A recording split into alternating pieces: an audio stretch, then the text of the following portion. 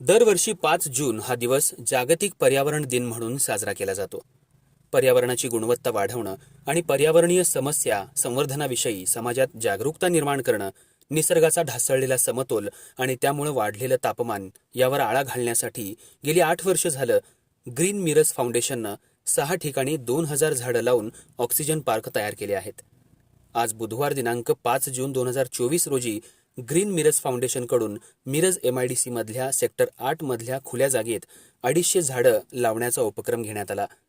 उद्देश एकच, वाढलेलं तापमान कमी करण्यासाठी सर्वतोपरी जो प्रयत्न करावा लागतो तो प्रयत्न मिरज ग्रीन फाउंडेशनच्या वतीनं करण्यात येईल आणि संपूर्ण महाराष्ट्रात अशा प्रकारच्या उपक्रमाची सुरुवात लवकरात लवकर करण्यासाठी मिरज ग्रीन फाउंडेशनचा संकल्प आणि दृढ निश्चय केला आहे.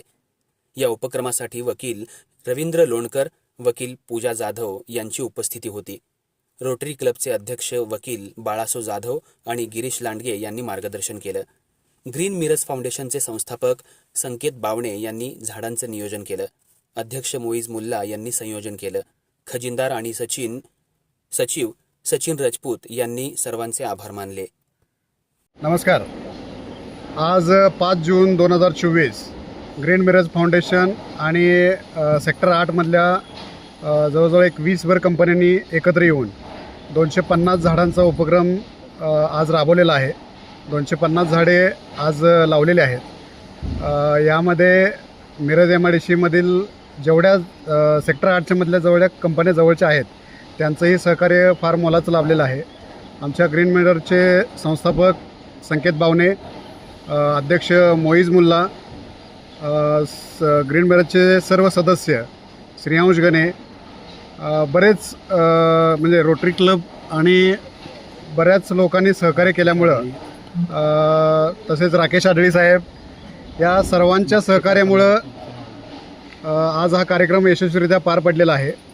तरी सर्व जनतेला असं आव्हान आहे की उन्हाची तीव्रता वाढत आहे, तरी जेवढ्यात जास्तीत जास्त वृक्षारोपण करता येईल तेवढं आपण केलं पाहिजे. त्यामुळं झाडे लावून नुसते फायदा नाही, ती झाडे जगवली पाहिजेत. या संकल्पनेतून आपण गेली 8 वर्ष झालं ग्रीन मिरर्स फाउंडेशन हे कार्य करत आहे.